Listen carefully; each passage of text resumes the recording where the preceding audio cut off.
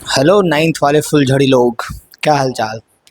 उम्मीद करते हैं बहुत बढ़िया होंगे आप लोग। कोई दिक्कत नहीं होगा, मस्त पढ़ाई लिखाई चल रहा होगा। पढ़ने का मन तो नहीं ही करता होगा 90% चांस में।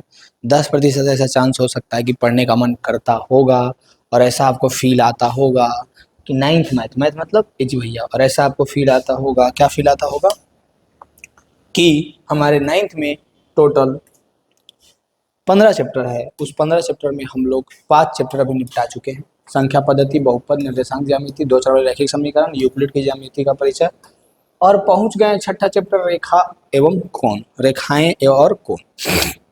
हम लोग एंगल्स और लाइंस के बारे में भी पढ़ने वाले हैं। तो अगर आपको ये भी नहीं पता है, अपने चैप्टर्स को भी आप नहीं जानते हैं, तो फिर क्या पढ़िएगा, फिर क्या उम्मीद ही क्या हो सकता है आपसे। उम्मीद तो फिर कुछ रहेगा नहीं। कोई बात नहीं है। फिर भी अगर आप चाहते हैं कि थोड़ा आपका बेसिक ठीक ठाक रहे, मजबूत रहे या ना रहे, ठीक ठाक रहे, इतना ठीक ठाक रहे कि 10th में मैथ आपको समझ में आए। ऐसे जा करके 10th में जब भी हम पढ़ाते हैं या 11th 12th कुछ भी मैथ, तो जो भी पढ़ाने का तरीका यही होता है कि पूरा नीचे से उठाओ, नीचे से उसको बताओ, एक एक चीज एकदम बेसिक से उठाओ। अब इतना नीचे मत चल जाओ कि जोड़ घटाव बतावे लगो। कहने का मतलब है एक एवरेज स्टूडेंट्स जितने जानते हैं उस हिसाब से उठाया जाता है। तो अगर आप अभी इस बेसिक्स को कंप्लीट करके रखते हैं, चीज़ों को समझ करके रखते हैं, तो आप उस एवरेज से आगे रहिएगा, एक्सीलेंट में रहिएगा, है ना। एक होता है एवरेज, एक होता है एक्सीलेंट, एक होता है पूरा लोअर।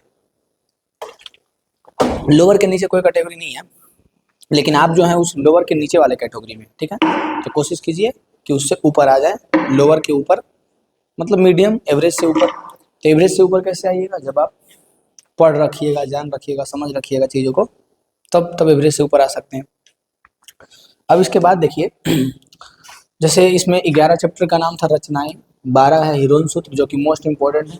और ये हीरोइन का सूत्र हम लोगों को सिर्फ 9th में ही पढ़ना रहेगा, 10th में इसको पढ़ना ही रहेगा। पृष्ठीय क्षेत्रफल और आयतन 10th में ही पढ़ना रहेगा, अभी बेस रहेगा, बाकी 10th जाकर के गर्दा मचेगा। सांख्यिकी बेस रहेगा, ऊपर जाकर के और गर्दा मचेगा। 15 में प्रायिकता है, प्रोबेबिलिटी बेस रहेगा, ऊपर और पढ़ना रहेगा अभी। तो रेखाएं एवं कोण का शुरुआत होता कहाँ से है, रेखाएं एवं कोण स्टार्ट हम लोग कहाँ से करते हैं और कैसे पढ़ते हैं इसको, सबसे पहली बात। तो ये कक्षा 9 में हम लोग जब पढ़ते हैं रेखाएं एवं कोण, तो ये हमारे गणित का छठा चैप्टर है और हमारा आधार है, बेस है। क्या है, आधार है ना। हमारे आधारभूत अवधारणाएं कुछ पढ़ना होता है, वो है ना। तो अगर आप अपना आधार मजबूत करना चाहते हैं तो इसको तो पढ़ना पड़ेगा ब्रदर, पढ़ के कंप्लीट करना पड़ेगा।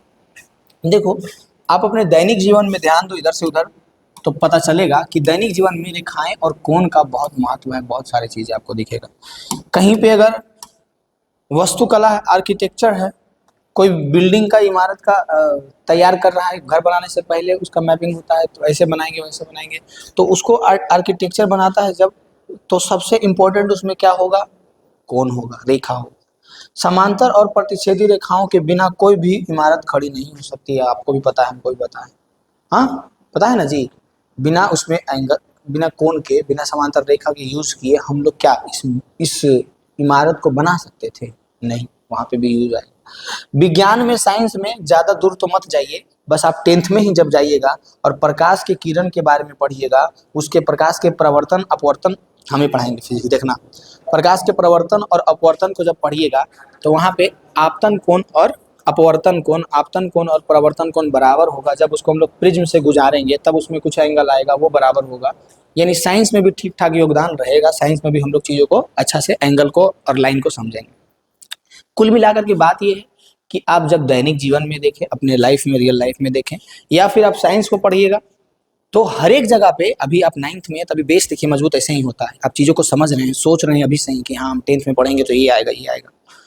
तो अभी से ही आप इसको समझ रहे हैं तो आगे जाकर के आपको परेशानी नहीं होगा कि हाँ हम जब साइंस में अब बोले हैं ना तो तुम गांठ बांध लो, लिख लो और देखना मिलाना कि हम लोग परावर्तन और अपवर्तन पढ़ते हैं कि नहीं। बिल्कुल पढ़ेंगे, और उसमें एंगल्स, रेज, समांतर, ये सब सारा चीज पढ़ेंगे, ठीक है। आगे है ज्यामितीय, ज्यामिति की वर्णमाला, शून्य से शुरुआत। देखो, सबसे पहली बात, कहाँ से स्टार्ट हुआ रेखा का, कहाँ से स्टार्ट हुआ एंगल का। तो उससे पहले समझिए कि एक पेन उठाइए, आप ऐसे पेज पे रख दीजिए, तो उससे जो बनता है उसको हम लोग क्या कहते हैं, ये जो बना उसको हम लोग क्या कहेंगे, बिंदु, यानी कि पॉइंट कहेंगे। पॉइंट का ना तो लंबाई होगा ना चौड़ाई होगा, ना ऊंचाई होगा, ना इसका कोई क्षेत्रफल होगा। फिर दोनों दिशाओं में अनंत की ओर। अब इसी पॉइंट पॉइंट पॉइंट पॉइंट बनाते गए तो इसी से एक रेखा बन गया, बना देने से। अब अगर दोनों दिशाओं में उसको इस तरह से खींच दिए हैं, तीर लगा दिए, इसका मतलब है कि दोनों दिशाओं में ये अनंत की ओर बढ़ेगा। इसी को हम लोग लाइन कहेंगे। लाइन, रे और कोलिनियर पॉइंट्स, संरेखी बिंदु, ये तीनों पॉइंट समझना आपके लिए बहुत इंपॉर्टेंट है। रेखा किसको कहेंगे? तो जब हम लोग एक ऐसे लाइन बना करके दोनों तरफ पॉइंट पॉइंट पॉइंट मिला करके उसको मिला दिए और दोनों तरफ इस तरह से तीर बना दिए, तो इसका मतलब है ये एक रेखा है, दोनों दिशाओं में अनंत तक जा रहा है, दोनों दिशाओं में, इधर भी अनंत जा रहा है और इधर भी अनंत जा रहा है। बात समझने लायक है, क्या डिफरेंस है। फिर किरण क्या होता है? तो किरण क्या होता है कि एक उद्गम बिंदु से एक अनंत दिशा में जाता है, मतलब एक तरफ तो स्टार्टिंग पॉइंट कह सकते हैं या लास्ट पॉइंट कह सकते हैं, और दूसरा तरफ जो है अनंत की तरफ वो जाते जाएगा, वो रुकेगा ही। दोनों तरफ नहीं रुकेगा तो रेखा कहते हैं। रेखा दोनों तरफ नहीं रुकता है, दोनों तरफ, इधर भी अनंत तक जाएगा, इधर भी अनंत तक जाएगा। और किरण जो है एक तरफ अनंत तक जाएगा, एक से स्टार्ट होगा या फिर रुकेगा। अब देखो, जैसे हम लोग टॉर्च की लाइट को जलाते हैं तो क्या होता है उस पर, बताओ क्या होता है। यहाँ से लाइट स्टार्ट हुआ, ये गया अनंत तक, तो एक तो स्टार्टिंग पॉइंट हुआ और एक अनंत तक जाता है ना, तो वही हमारा किरण रे हो गया। संरेख बिंदु क्या होता है? कोलिनियर पॉइंट्स, एक ही रेखा पर स्थित 3 या अधिक बिंदु। ये आपको दिख रहा होगा, एक रेखा है, ये क्या है? रेखा है। मान लीजिए इस रेखा पर 3 बिंदु स्थित है, तो तीनों बिंदु एक ही रेखा पर है ना, इसी को हम लोग कहेंगे संरेख बिंदु। तीनों बात समझ में आई आपको? याद रहेगा तीनों बात? एक ही रेखा पर तीनों बिंदु स्थित है ना, इसी को हम लोग संरेख बिंदु कहेंगे। अब हम लोग कोनों की दुनिया में जाएंगे और कोनों के बारे में समझेंगे कि कितना कितना एंगल होगा। तो सबसे पहली बात, कोनों की बिंदु हम लोग दुनिया में 0 से 360 डिग्री तक पढ़ेंगे। कहाँ से कहाँ पढ़ेंगे? 0 से 360 डिग्री तक। अब 0 से 360 डिग्री में हम लोग को सबसे पहले समझना पड़ेगा कि 0 से 90, 0 के बाद और 90 के पहले जितना एंगल होता है उसको हम लोग क्या कहते हैं? तो उसको हम लोग एक्यूट एंगल यानी कि न्यून कोण कहते हैं। 0 से 90 के बीच के कोण को हम लोग क्या कहते हैं? ध्यान से मेरे वर्ड्स को ध्यान देना, क्या बोल रहे हैं। 0 से 90 के बीच के कोण को हम लोग न्यून कोण यानी एक्यूट एंगल कहते हैं। यानी अगर कहीं पे लिख दिए हैं 38 डिग्री, कहीं पे लिख दिए हैं 45 डिग्री, तो हम पूछेंगे क्या ये न्यून कोण है? तो बोलेगा हाँ न्यून कोण है। लेकिन अगर कहीं पे लिख दिए 92 डिग्री, तो क्या बोलेंगे? ये न्यून कोण है? नहीं, फिर कुछ और हो जाएगा, जो कि आगे हम लोग पढ़ेंगे, अधिक कोण। यानी कि 0 से 90 के बीच में जितना भी कोण रहेगा उस कोण को हम लोग क्या कह सकते हैं? न्यून कोण कह सकते हैं। फर्स्ट नंबर पॉइंट हमारा यही रहेगा कि 0 से लेकर के 90 डिग्री के बीच में जितना हमारा कोण रहेगा सबको हम लोग क्या कहेंगे? न्यून कोण कहेंगे। पहला पॉइंट, 0 से 90 डिग्री के बीच के सभी कोण को हम लोग क्या कहेंगे? न्यून कोण कहेंगे। फिर जब हम लोग 90 डिग्री पे पहुंच जाएंगे खास करके, तो इस 90 डिग्री को क्या कहेंगे? तो 90 डिग्री को राइट एंगल कहते हैं, यानी कि समकोण कहते हैं। क्या कहते हैं? समकोण। 90 डिग्री को समकोण कहेंगे और 0 से 90 के बीच को न्यून कोण कहेंगे। 90 को न्यून कोण नहीं कहेंगे, 90 तो समकोण हो जाएगा। फिर 90 से 180 के बीच को हम लोग अधिक कोण कहते हैं। 90 से 180 के बीच को हम लोग क्या कहेंगे? अधिक कोण कहेंगे। और 180 को हम लोग ऋजु कोण कहेंगे। 180 इसमें शामिल नहीं है, 180 से पहले है और 90 से बाद है। 90 को तो समकोण समकोण कोण ना बोलेंगे जी, समकोण ना बोलेंगे जी। और 90 के बाद अगर जाएंगे 180 के पहले तक तो अधिक कोण कहेंगे, और 0 से 90 के बीच को न्यून कोण कहेंगे, और 180 पे पहुंच जाए तो उसको ऋजु कोण कहेंगे, और 180 से 360 तक हम लोग प्रतिवर्ती कोण कहेंगे। क्या कहेंगे? प्रतिवर्ती कोण।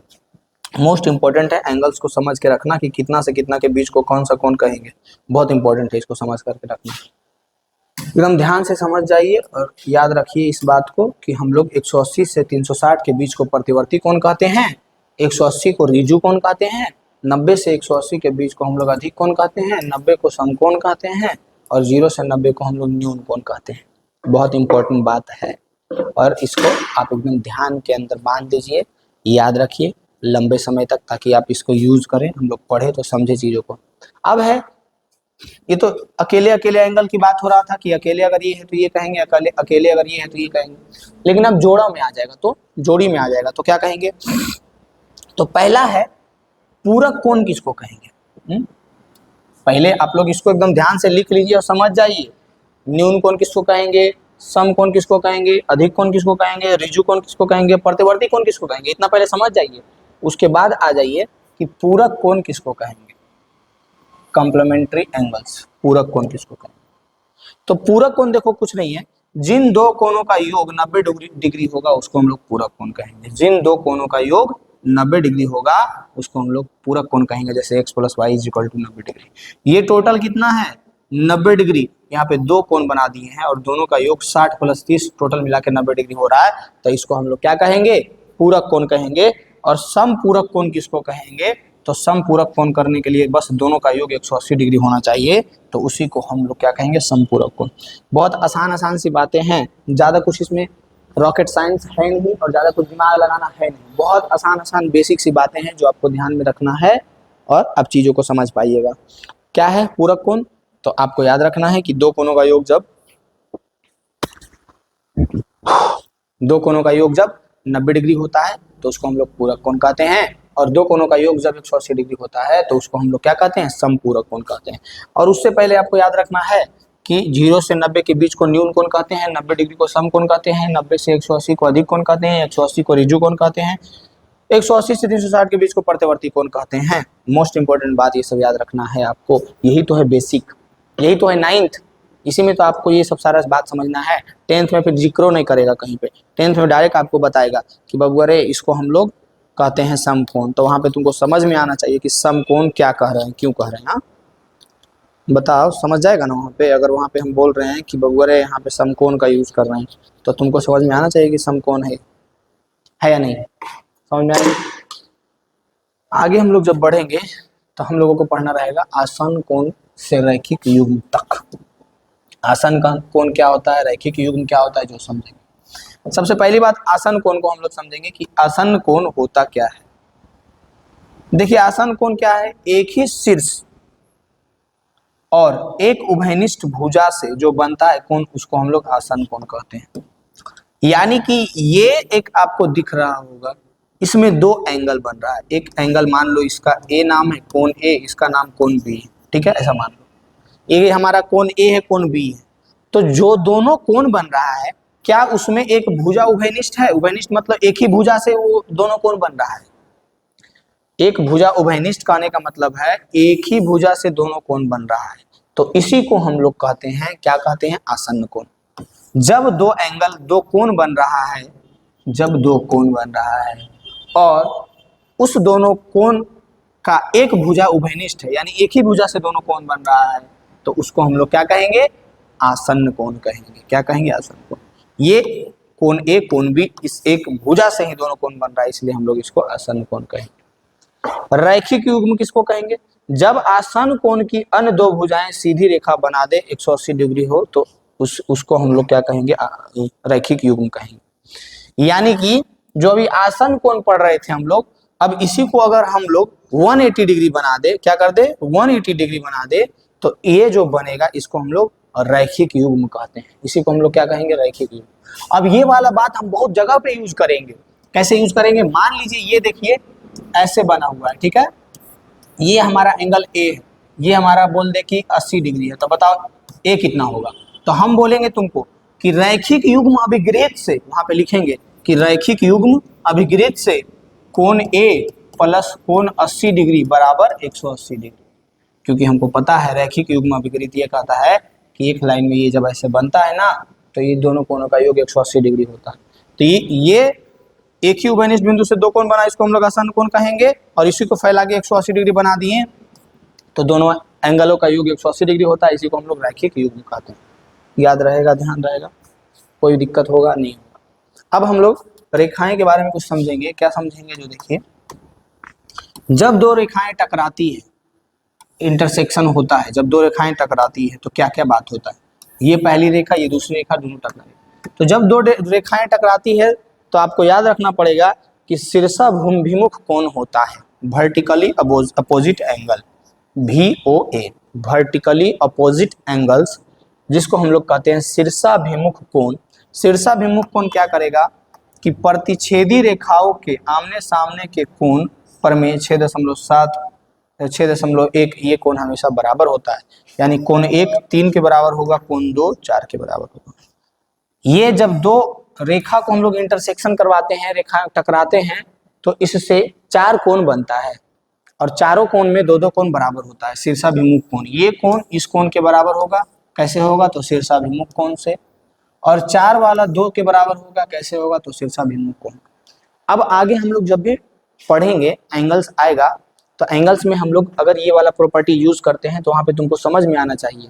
अगर हम कहीं पे बोल रहे हैं कि शीर्षाभिमुख कोण से दो कोण बराबर हो रहा है, तो तुमको समझ में आना चाहिए कि जब हम लोग दो रेखा को टकराते हैं तो उससे जो चार एंगल बनता है, उसमें जो शीर्षाभिमुख कोण होता है, अपोजिट एंगल होता है, वो इक्वल होता है। जैसे मान लो यहाँ पे ऐसे एक लाइन गया था, ऐसे एक लाइन गया था, ऐसे एक लाइन गया था, तो ये वाला इसके बराबर होगा, तुमको पता होना चाहिए। ए बी के बराबर होगा और सी डी के बराबर होगा, यही बात है। अब ये पिक्चर कहीं पे भी बनेगा तो तुम्हारे दिमाग में फटाक से आना चाहिए कि शीर्षाभिमुख कोण कैसे इक्वल होगा, आ जाएगा बात, कोई दिक्कत नहीं है। अब देखो हम लोग समझेंगे, बहुत छोटा टॉपिक है लेकिन बहुत इंपॉर्टेंट है। आप आगे जा करके चाहे साइंस पढ़िएगा, फिजिक्स पढ़िएगा, उसमें डेरिवेटिव कीजिएगा, बहुत सारे फॉर्मूलाज को जब हम लोग सिद्ध करते हैं तो वहाँ पे ये छोटा छोटा एंगल काम में आता है कि शीर्षाभिमुख कोण से बराबर हो रहा। चाहे हम लोग 10th में ही जब पढ़ेंगे ट्राइंगल के त्रिभुज के समरूपता के नियम पढ़ेंगे, तो उसमें समरूप करने के लिए बहुत दफ़ा हम लोग ये सब यूज़ करेंगे। क्या यूज़ करेंगे कि ये शीर्षाभिमुख कोण से बराबर होगा, ये समांतर रेखा, तिर्यक रेखा एकांतर कोण से बराबर होगा, बाह्य कोण से बराबर होगा। तो ये सारी बातों को हम लोग अभी सीख लेते हैं ताकि वहाँ पे यूज कर सके।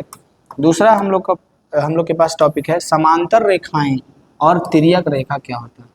समांतर रेखाएं और तिर्यक रेखा, जब एक तिर्यक रेखा दो समांतर रेखाओं को काटती है तो विशेष कोण बनती है। कौन विशेष कोण बनती है? तो 8 वो विशेष कोण बनता है। जब दो समांतर रेखा को एक तिर्यक रेखा काटती है, जब दो समांतर रेखा को एक तिर्यक रेखा काटती है तो 8 कोण बनता है। कितना कोण बनता है? 8 कोण। 1 2 7 8 जो है बाह्य कोण बनता है, ये हमारा 1 2 और ये 7 8, इसको हम लोग कहेंगे कि ये हमारा बाह्य कोण बना। 1 2 3 4 1 2 7 8, ये जो बना इसको हम लोग बाह्य कोण कहेंगे, एक्सटीरियर एंगल। और ये जो 3 4 5 6 बना इंटीरियर एंगल, इसको हम लोग अंतः कोण कहेंगे। अंदर 3 4 5 6 इसको हम लोग अंतः कोण कहेंगे। 1 2 7 8 इसको हम लोग बाह्य कोण कहेंगे। है या नहीं बात है या नहीं, समझ में आ रही है बात? अब होगा क्या, सबसे पहली बात हम लोग एंगल समझ लिए कितना बनेगा। अब कौन सा एंगल इसमें किसके बराबर होगा वो समझने के लिए आ जाइए इधर। अब आपको याद रखना है कि कोण एक जो है, एक बाह्य कोण है और कोण 5 हमारा अंतः कोण है। एक जो है बाह्य कोण और 5 जो है अंतः कोण, ये संगत कोण कहलाता है और ये दोनों बराबर होता है। संगत कोण से ये बराबर होगा। अब हम लोगों को भी समझना है कोणों के जादुई नियम, the magical rules of angles. हाँ, कोणों के जादुई नियम ये है। पहला नियम ये है कि संगत कोण, अगर हम कहीं पे लिख रहे हैं आगे जाकर के कि संगत कोण से ये बराबर है, इसका मतलब ये रहेगा कि एक दो हमारा जो समांतर रेखा है उसमें एक जो तिर्यक रेखा खींचे हैं, उसमें जो पहला बाह्य कोण है और 5वां अंतः कोण है वो बराबर होता है, इसको हम लोग संगत कोण बोलते हैं।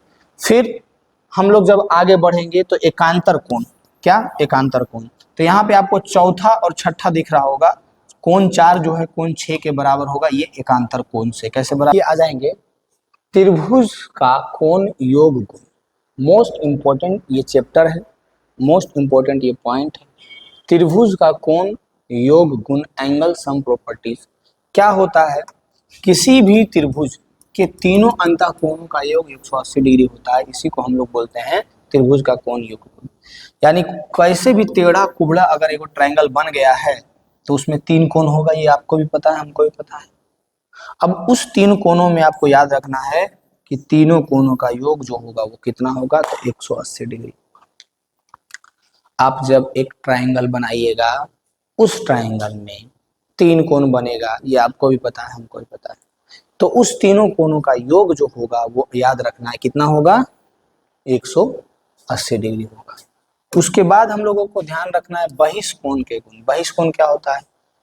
तो यदि एक त्रिभुज की भुजा बढ़ाई जाए तो बना बहिष्कोण जो होगा वो दोनों अंतः अभिमुखी विपरीत कोणों के योग के बराबर होगा।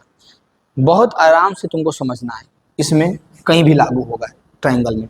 ये ट्रायंगल है, कोई भी एक भुजा बढ़ाओ, मान लिया जाए ये भुजा बढ़ाए तो इसमें एक एंगल बना, तो इसके सामने वाला कोण कौन है, ये और ये, तो ये वाला जो एंगल होगा ना वो ये दोनों के योग के बराबर होगा। समझ में आई बात? यही है ये हमारा बहिष्कोण नियम, जो बहुत काम आएगा बहिष्कोण नियम आगे जाकर के, जब आप बहुत सारे फॉर्मूलास प्रूव कीजिएगा, चाहे वो फिजिक्स का ही क्यों ना हो। बहिष्कोण, मान लीजिए ये एक त्रिभुज है, इसमें इसको अगर हम लोग बढ़ाए हैं, नहीं इसको बढ़ाए थे, अब इसको बढ़ाते हैं, ठीक है। इसको अगर हम लोग बढ़ाए हैं तो ये वाला एंगल जो है इसके और इसके योग के बराबर होगा। जिसको बढ़ाएंगे हम लोग उसके सामने में दो कोण रहेगा ना जी, जिस भुजा को बढ़ाएंगे उस भुजा के सामने में दो कोण रहेगा, उस दोनों कोणों के योग के बराबर होता है बहिष्कोण। बहिष्कोण जो होता है वो अंदर वाले त्रिभुज के दोनों कोणों के योग के बराबर होता है। रखेंगे इतना ही छोटा और इतना तक ही रखेंगे। अगर आप समय के अभाव के कारण अगर आप चाहते हैं कि इसके एक बेसिक वीडियो और रहे और चीज़ों को और आप अच्छे से समझ पाएँ और क्वेश्चंस को प्रैक्टिस कर पाएँ बेसिक के तौर पे, ऐसे तो एनसीईआरटी सॉल्यूशन हम डाल ही रहे हैं, आप देख सकते हैं, लेकिन उसके अलावा आप बेसिक के तौर पे ही अगर चाहते हैं कि और क्वेश्चन प्रैक्टिस करें, इस क्वेश्चन को भी बताएं, तो आप कमेंट जरूर फटाफट कीजिएगा और कमेंट में हमको दिखेगा कि हाँ लोग इसके लिए एक्टिव है, सीखना चाह रहा है, तो हम फटाक से उसको बताएंगे। ठीक है, तो आज के लिए कोण और रेखा में इतना ही। बाकी आप कमेंट कीजिएगा तो इसका दूसरा पार्ट आ जाएगा, इसमें भी हम लोगों को और भी चीज़ें क्या करना है, डिस्कस करना है। ठीक है, धन्यवाद।